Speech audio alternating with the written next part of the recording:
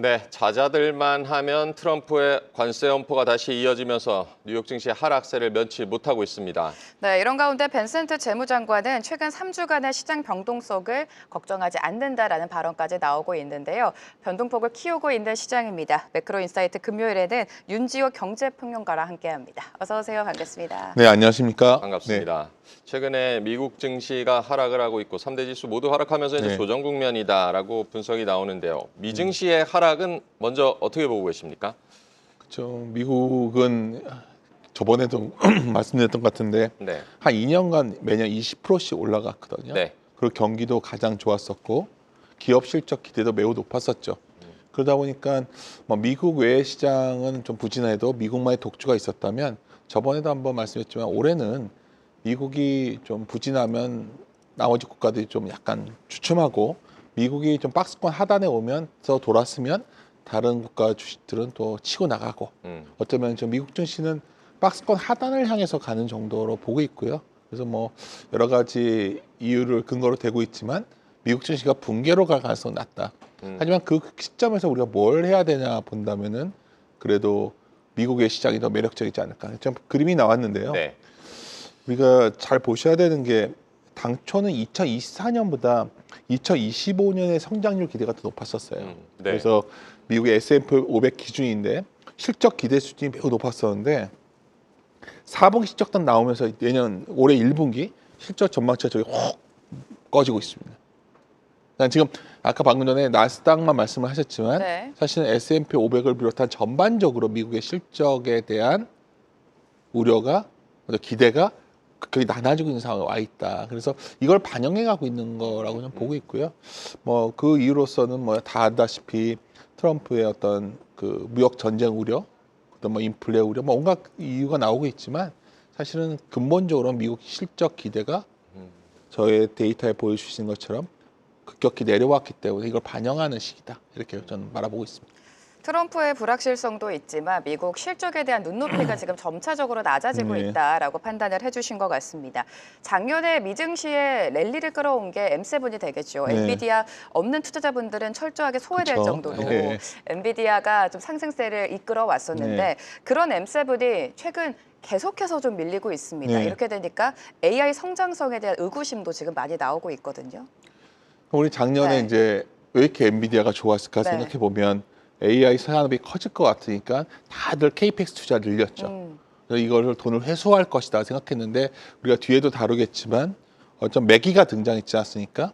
가성비가 매우 센 딥시크라는 데 딥시크요, 나오면서 이런 투자들을 이렇게 투자했는데 이걸 돈 걷어들일 수 있겠어? 뭐 이런 의구심이 생긴 거죠. 가장 근본적인 거는 아까 밸류를 얘기했지만은 상대적으로 이러한 기업들에 대해서 미래 가치를 많이 땡겨왔었기 때문에 이런 것들이 복합적으로 작동되면서 어쩌면 심리가 좀 바뀐 거가 있죠. 또 하나 그리고 우리가 대놓고 얘기는 하지는 않고 있지만 우리가 처음에 말씀드렸지만 미국이 가장 성장이 좋으니까 전 세계의 돈들이 다 미국으로 빨려 들어갔었거든요. 빨려 들어가서 뭘 샀냐? 저 앞에 보이는 M7을 샀죠. 네. 근데 그 돈들이 미국에서 빠져나오고 있는 상황 아니겠습니까, 지금? 그러니까 당연히 빠져나온다는 건 저 주식을 줄이지 않을까요? 그러니까 펀더멘탈 이유도 있겠지만 결국 유동성의 흐름 자체가 좀 바뀌었기 때문에 좀 그런 걸 염두에 둔다면 전 조정이 좀 그래서 타당해 보인다. 저는 이렇게 생각합니다. 조정이 타당해 보인다. 어쨌든 투자와 그 수익 성과 그 시점 사이에 조금 중간에 지금 있는 그렇죠. 것이 아닌가라고도 봐야겠고요. 미국이 부진한 사이에 뭐 아까 잠깐 언급은 해주셨지만 비미국 지역의 증시가 그렇죠. 지금 호조를 보이고 있는데 그 배경은 어떻게 보고 계십니까? 우리가 아침에도 아까 저희 사회자님 말씀하신 걸 잠깐 옆에서 들었는데 네. 뭐 베센트 한 발언들 모든 발언들의 핵심은 뭐냐면 바이든 때 너희들 돈 풀기 정책 잘못됐어. 난 안 할 거야. 네. 이 경기가 그것 때문에 안에서 침체가 오더라도 좀 부진하더라도 내 책임 아니야. 바이든 정부 책임이야. 네. 이런 거죠. 그냥 요약하자면 돈 풀기를 줄이겠다는 거고요.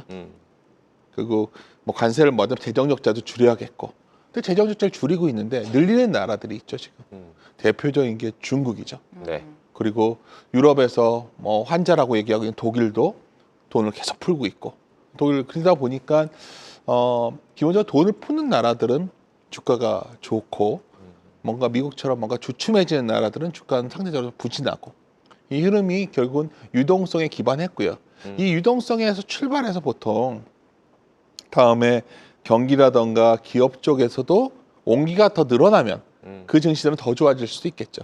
아직은 그걸 확신할 수 있는 단계는 아니겠지만 분명한 거는 유동성의 물꼬가 미국에서 나오고 있다. 네. 이것은 분명해 보입니다.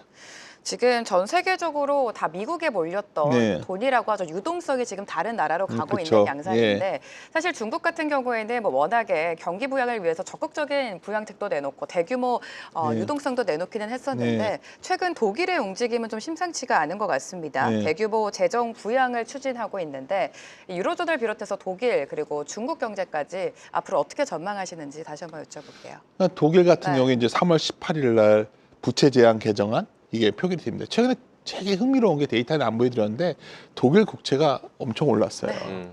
왜냐하면 부채 브레이크 개혁이라는 게 굉장히 기대가 높았고 주가가 그래서 튀어나왔는데 네. 막상 표결 뒤에는 이게 이어질지는 모르겠어요. 근데 또 특별 기금, 인프라 투자를 위해서 특별 기금이 5천억 유로를 줘서 발표했거든요.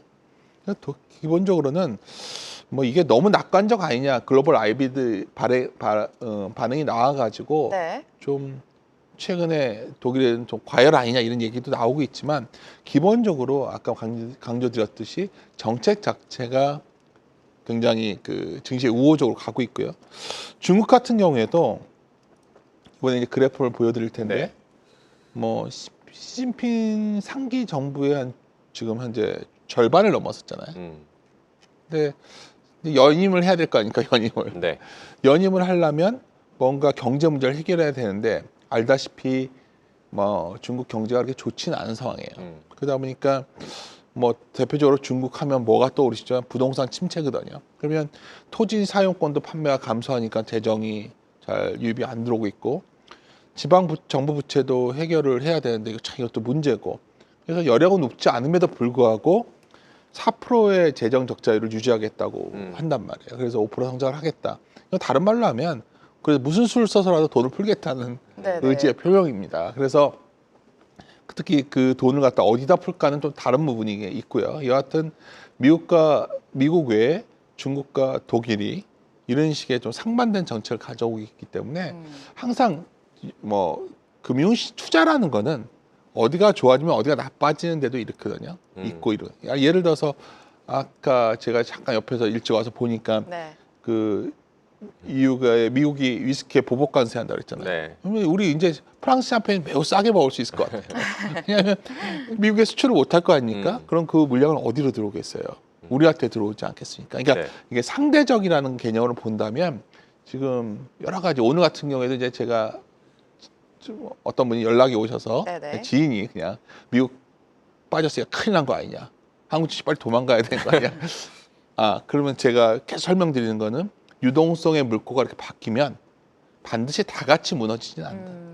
그런 측면에서 독일과 중국의 정책은 미국과 매우 상이하게 가고 있다. 그러니까 상이한 것을 동일하게 취급할 수는 없다. 이렇게 판단하고 있습니다. 네, 종합해 보면 이제 재정을 좀 늘리는 쪽, 재정 정책이 있는 쪽으로 글로벌 자금이 몰려간다. 그런 네. 측면에서 이제 최근에 홍콩 항생 지수 중에서 기술주들 흐름도 그쵸. 좋고요. 딥시크 개발 이후에 이제 중국 첨단 산업 성장 기대감이 커진 상황인데 중국 기술주들의 질주도 이어질 거라고 보십니까? 참 이게 많은 분들이 아쉬워하시죠. 중국 저렇게 좋아질 줄 알았나. 네. 게임 체인저가 AI인 건 분명한 것 같습니다. 네. 중국이 왜 그렇게 가능할까? 소프트웨어 쪽의 경쟁력이 분명히 있는 것 같습니다. 중국. 네. 그러니까 중국에 이제 광범 인구가 많다 보니까 그런 건지 여하튼 그리고 2025년 1월에 딥시크 이슈는 매우 큰 변화예요. 제가 보기엔 왜냐하면 사실 오픈 AI와 굉장히 유사한 네. 회사인데 가성비가 이거 너무 싸지 말도 안 되죠. 않습니까? 네. 그래서 그러니까 AI 이 시장 자체에 매기가 등장한 거죠. 근데 시장에서 이런 생각을 하는 거죠. 딥시크 외에도 또 있는 거 아니야? 중국에. 결국은 뭐 여러 가지 이제 딥시크를 통해서 중국이 그 대규모 투자 쪽으로 가지 않을까 AI 쪽으로. 그러니까 뭐 이 과정에서 트럼프는 당연히 견제를 할 텐데 그럼에도 불구하고 제2의 제3의 딥시크가 등장할 가능성이 있다는 얘기는 다른 말로 하면 중국의 테크 주식들의 기회가 여전히 있다는 의미가 되겠죠. 그러니까 오히려 딥스크가 매기가 돼서 뭔가 중국의 생태계를 새롭게 조성하고 있다면 거기서 좀 제가 모르는 많은 기업들이 열심히 노력을 하고 있지 않을까요? 그런 측면에서 중국의 테크 주식 투자는 올해 지속해서 어쩌면 시장의 중심에 서지 않을까 저는 이렇게 바라보고 있습니다. 딥시크의 등장이 사실 시장에 꽤나 신선한 충격을 좀 준 것 같습니다. 그렇죠. 앞으로 좀 주시해서 봐야 된다라는 네. 말씀이신 것 같은데 그런가 하면 최근에 일본 국채 금리도 상승을 하고 있고 엔화가 강세를 띠고 있습니다. 사실 일본은행이 전 세계 중앙은행과는 반대로 금리 인상을 이어갔었었는데 네. 엔화가 사실 800원대까지 떨어져 있었어가지고 그렇죠. 엔화로 재테크하는 엔테크족이 굉장히 많았었거든요. 네. 이제 다시 1,000원대로 올라가고 있어요. 아쉽습니다. 저도 일본 네. 여행 좋아했는데 미리 좀 바꿔놓을 걸 그랬어요. 저도 좀 바꿔놓은 게 있긴 한데 네. 그러니까 우리가 이제 일본 하면 떠오르는 건 작년에 8월쯤에 엔케리 청산. 네. 네. 올해도 이제 엔화 강해지면 큰일 날 거야. 여러 군데서 그 얘기를 했죠. 근데 이제 기본적인 거는 BOJ는 굉장히 매파적 기조를 이어갈 겁니다. 왜냐하면 경기가 좋아지고 있고요. 물가가 올라가고 있거든요. 근데 알다시피 일본은 디프레 국가라고 우리가 단정을 줘왔는데 드디어 일본이 그거 벗어나는 겁니다. 네. 그렇다면 많은 투자자들은 기대를 하겠죠. 그래서 어제도 보면은 엔달러를 제가 요새 자주 보거든요. 150엔 깨고 내려가서 지금 147엔입니다. 네.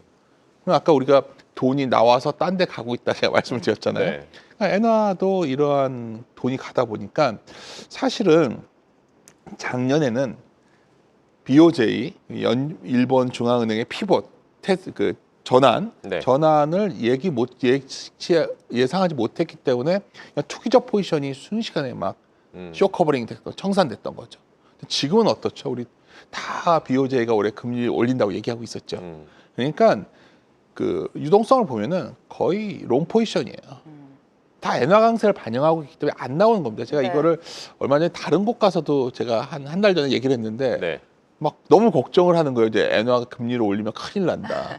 근데 우리가 기대라는 거는 사전에 어느 정도 준비가 되어 있을 때는 크게 문제 안 되거든요. 지금 일본은 그런 상황이고요. 결론적으로 말씀을 드리면 그 미국의 시장에 있어서 확산의 출발점이 일본이었는데 네. 이러한 흐름이 이어질 것 같기 때문에 엔화는 더 강해질 것이고 엔화와 연동되는 원화도 뭐 어쩌면 1,500원을 갈 확률보다는 뭐 1,400원 밑으로도 갈 수 있지 않을까요? 그건 다른 말로 하면 원화 자산을 사야 되는 그러한 우리가 연초에 여러 군데 분들도 얘기하시고 저도 네네. 강조드리고 있는데 그러한 국면이 지속되지 않을까 저는 이렇게 판단합니다. 엔화 강세가 좀 이어질 것이고 당장은 아니더라도 BOJ의 추가 금리 인상은 어쨌든 시장에서는 기정사실로 좀 받아들이고 있는 것 같습니다. 지금 뭐 작년 8월과 같이 엔케리 트레이드 청산에 대한 급락장은 예상은 안 하시고 계신다는 거죠. 그러니까 그게 네. 그러니까 우리 급락장이 왔다는 거는 네. 투기적 포지션이 쇼커버링 청산된 거였어요. 네. 근데 지금 포지션을 좀 보시면 거의 다 롱 포지션입니다. 그러니까 우리가 BOJ는 금리를 얼마나 올리냐의 문제가 있는 거지 여기서 뭐 우리가 전혀 예상 못하지 않고 있지 않습니까? 그러한 측면에서 좀 바라보시면 그게 두려워할 이유는 아니다. 이렇게 봅니다. 네, BOJ의 매파적 기조를 이어갈 것이고 엔화가 강해지고 있는 부분도 잘 체크를 해보셔야겠고요. 한국 증시 얘기를 좀 해보겠는데 네. 우리 시장을 두고 여전히 싸다라는 평가가 있는 반면 이제는 뭐 싸다고 하기에는 좀 부담이 되는 수준이다 이런 주장도 있는데 어떻게 보고 계십니까? 가격을 보고 밸류를 말하는 건 아니죠. 주가가 좀 약간 반등을 했다고 네. 싸다 비싸다는 그건 가격일 뿐이고 가치의 측면에서 우리는 싸다 비싸다를 얘기합니다. 여전히 쌉니다. 여전히 멀티플, PER도 있고 PBR도 있고 여러 가지 상황을 보면 싼데 다만 한국의 매력은 아직 없구나.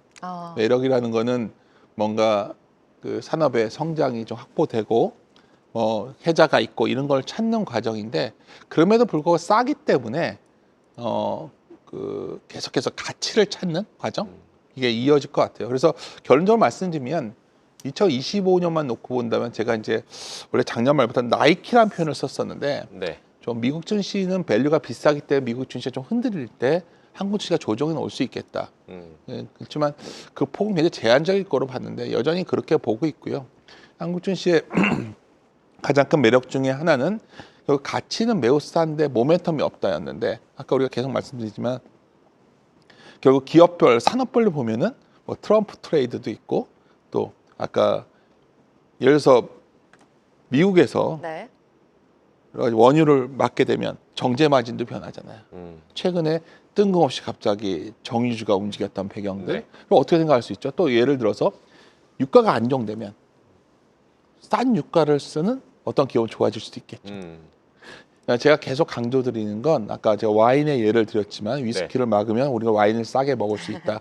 이거 비슷하게 그러한 모멘텀이 나오는 한국의 산업들이 뭐 조선도 있었고 방산도 있었지만 그 외의 영역에서도 상당히 발견되기 시작했다. 그게 모멘텀이 된다면 오로지 싸다는 거에서 거기에 모멘텀이 추가되는 그러한 국면도 네. 뭐 이어지지 않을까 저는 이렇게 보고 바라보고 있습니다. 네, 지난주에 나오셨을 때 그동안 시장을 주도했던 섹터 그리고 그렇지 않았던 네. 섹터 소위 말해서 승자랑 패자가 좀 역전되고 있다 네. 이렇게 말씀을 해주셨는데 그러한 현상을 앞으로도 예상하고 계십니까? 뭐 승자도 잘 안 꺾이죠. 제가 왔더니 조선 방산 조선 여전히 같은 좋고 경우, 네. 그렇죠. 근데 이제 여기에 이제 저에게 질문지 주신 것 중에 공매도 얘기를 하셨더라고요. 근데 이제 공매도라는 거는 우리가 뭐 여러 가지 거부감이 있지만 기본적으로는 펀더멘탈에 따라서 그러니까 좋게 보고 나쁘게 볼 수 있는 거예요. 그걸 펀더멘탈 롱숏이라고 하는데, 그러니까 업종 내에서 좋은 것과 나쁜 것을 매우 구별하게 할 것이거든요. 좋은 건 더 좋아지고 나쁜 건 더 악화되고. 참 슬픈 얘기인데 결국은 그 승자 패자 전략도 우리가 여전히 유효하지만 어떻게 보면 승자에게는 더 밸류를 주고 그 섹터 내에서 어떤 섹터 내에서 패자인 더 루저가 될 수 있는 상황도 공매도 위엔 좀 전개될 수 있겠다는 생각이 네. 있습니다. 그래서 기본적으로는 한국채가 싸다는 매력이 부상되면서 거기에 모멘텀이 약간 첨가되는 그러한 종목들이 나올 것 같은데요. 그래서 저런 위너 루저 효과는 연간으로 지속되지만 또 그 안에서의 또 차별화, 루저 내에서의 또 차별화, 루저에서의 선별 이런 것들이 이미 진행되고 있고 앞으로 더 가속화되지 않을까 이렇게 판단합니다. 네, 어쨌든 섹터별 좀 희비가 엇갈릴 수도 있겠고요. 어쨌든 지금 이제 코스피 지수 상승을 위해서는 삼성전자의 상승이 그렇죠. 중요하다라고 보시는 전문가들이 네. 많이 계시고 레거시 반도체 같은 경우는 요즘에 좀 기대감이 커지고 그렇죠. 있는데 반도체 섹터는 어떻게 전망하고 계십니까? 이거 다들 양치기 소년 되는 거죠. 네. 저도 하이닉스보다는 삼전이 낫지 않을까, 싸다 그래요? 그렇게 얘기를 했었죠. 근데 이제 뭐 이미 말을 했었으니까요. 근데 이제 올해 지금 시장에 보면 여전히 삼전이 약간 방향을 못 잡고 있는 건 분명한데 여전히 쌉니다.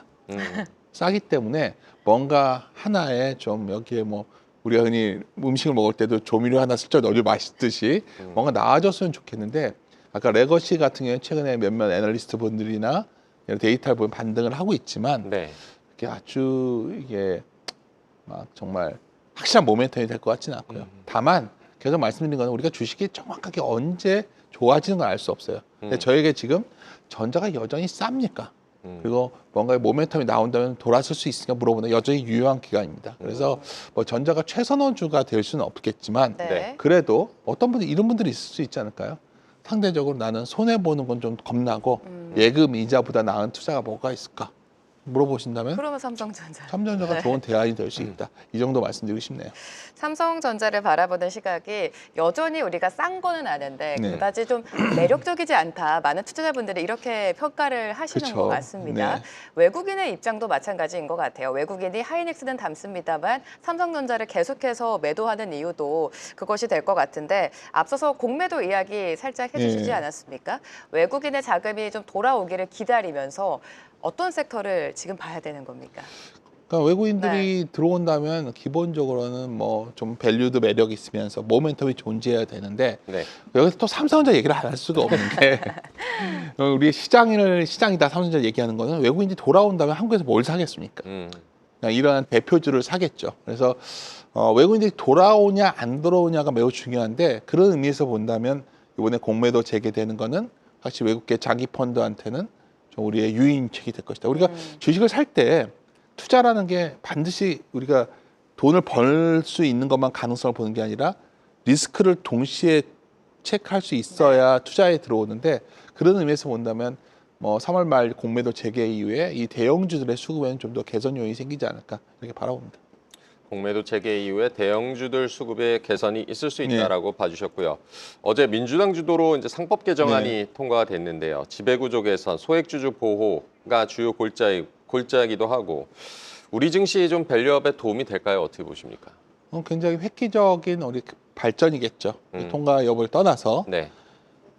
분명한 거는 이게 이번에 되든 안 되든 계속 이 방향으로 갈 겁니다.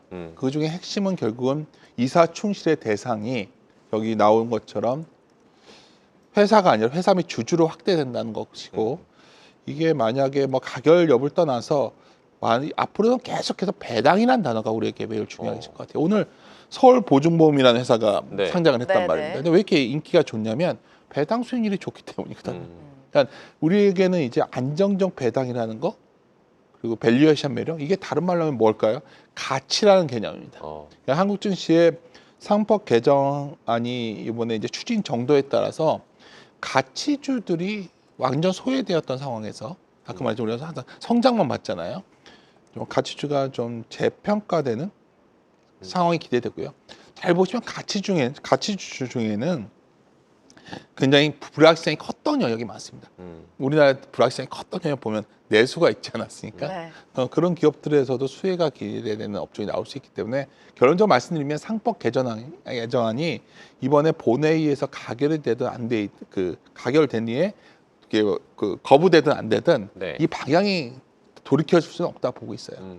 근데 그 방향 자체는 길게 본다면 결국 가치주를 매력적인 어떤 우리의 증시 환경 변화가 뒤따르는 거로 이해하시는 게 낫지 않을까 이렇게 판단합니다. 가치주의 상승 가능성까지 좀 열어두고 계시는 것 같습니다. 최근에 잇따라 나오고 있는 미국의 경제 지표들이 그래도 네. 좀 호조를 보였어요. 소비자 물가도 그렇고 생산자 네. 물가도 상승세가 둔화됐음을 우리가 확인했는데 네. 그럼에도 불구하고 시장은 이 트럼프라는 네. 굉장히 강력한 변수에 좀 출렁이고 있는 것 같습니다. 이런 흐름 계속 되겠죠?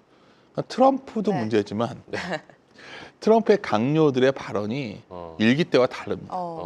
아까 일기 때는 그래도 뭔가 그 혜택을 준 다음에 강경책이 나왔는데 이번에는 뭐 베센트를 비롯해 나오는 사람마다 굉장히 공격적인 얘기를 해요. 네. 근데 이 논리의 핵심은 뭐냐면 결국 바이든이 잘못했다는 거고 지금의 뭔가 문제가 생기는 건 다 바이든 탓이다. 근데 이 밑에 깔린 생각이 뭐냐?